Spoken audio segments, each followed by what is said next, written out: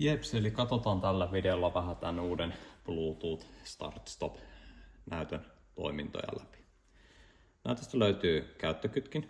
Tätä pystyy painamaan sekä pyörittämään sekä käynnistyskytkin kautta sammutuskytkin. Toimii samalla asetuskytkimellä. Katsotaan sitä tuossa vähän video edetessä. Ensimmäisenä, jos haluaa käyttää manuaalista polttoainepumppausta, niin näytön pitää olla valmiustilassa ja käynnistys tapahtuu painamalla käyttökytkintäpohjaan. Menee tosiaan 300 sekuntiin asti. Tarvetta ei ole niin kauan käyttää, suositeltavaa noin parikymmentä sekuntia, jos sitä haluaa käyttää, koska lämmitinhän kyllä ilmaa itsensä sitten ilman tätäkin toimintaa. Sammuu painamalla tuosta käynnistyskytkimistä. Muita toimintoja sitten, niin nähdään kun käynnistetään lämmitin. Täällä näytön yläosassa näkyy eri lämpötilan säätövalikoita.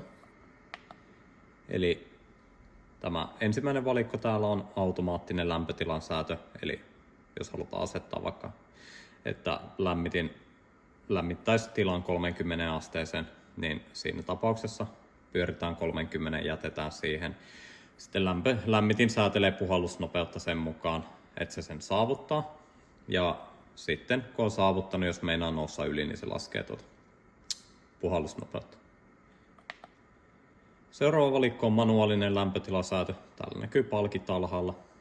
Pystytään säätämään lämmitin puhaltamaan täysillä tai sitten pienellä. Seuraava on Start-Stop lämpötilasäätö, eli tästä sitten jos asetetaan vaikka 36 astetta, niin lämmitin lähtee sitä tavoittelemaan. Sitten kun se lämpötila on saavutettu, niin lämmitin sammuu ja käynnistyy uudelleen parin asteen päästä. Eli sitten kun lämmitin on havainnut, että huoneen lämpötila on esimerkiksi 34 astetta. Muita toimintoja, niin jos halutaan mennä asetusvalikkoon, painetaan käynnistyskytkin ja käyttökytkin pohjaan. Täältä löytyy tämänhetkinen kelloaika, haluttu käynnistysaika,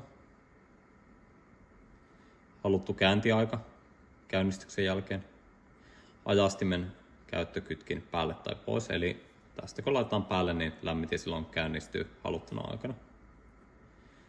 Tästä saadaan lämmittimen mikrofonin ääne pois tai päälle. Pystyy säätämään esimerkiksi, että näyttö puhuu englanniksi. F5 pystytään kompensoimaan sisälämpötilaa, jos lämpötilamittari huoneessa näyttää 24 astetta ja lämmittimen termostaatti 22. Tähän voidaan sitten lisätä 2 astetta, että saavutetaan se oikea lämpötilalukema. Polttoainetankin koko, polttoainepumpun koko 22 on vakio. Start-Stop-kytkimen asetus päälle pois. Tästä pystytään säätämään toi lämpötilanäyttö näyttämään joko celsiusasteina tai Fahrenheitteina. Tästä pystytään säätämään näytön kirkkautta. Tässä näkyy polttoainetaso. Sitten tässä on niin sanottu häkämittari eli häkähälytys, eli pystytään säätämään, että jos joku tietty taso ylittyy, niin sitten hälytys lähtee päälle. Suositeltavaa olisi kuitenkin, jos haluaa noita mitata, niin käyttää erillistä mittaria eikä luottaa tämän toimintaan. Se on vain siellä lisänä sitten.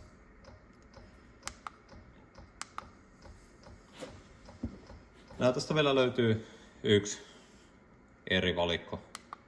Katsotaan sen toiminta tuossa läpi. Eli tästä kun painetaan käyttökytkin pohjaan, päästään tällaiseen valikkoon.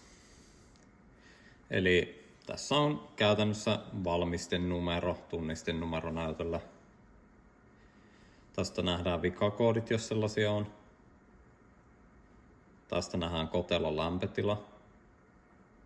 Eli tuolla lämpötila-anturi lämmittimessä, joka mittaa sitä kuoren kautta kotelon lämpötilaa, niin se pystytään tästä tarkastamaan. Nähdään akujännite. Nyt on 9 volttia, eli mulla on alhainen akujännite. Sitten nähdään, millä teholla toi pyörii, toi lämmitin, eli 1-10, nyt se on 5 teholla. Sisälämpötila, korkeus, eli käytännössä pitäisi näyttää absoluuttinen korkeus tuosta. Sitten tässä on kaukosäätimen paritusvalikko. Sitten toi Bluetooth yhdistämistä varten, niin nähdään, että mihin yhdistetään, eli ketitään toi koodi sieltä ja yhdistetään tähän, niin saadaan oikeaan näyttöön. Siinä kaikki perustoiminnot tästä näytöstä.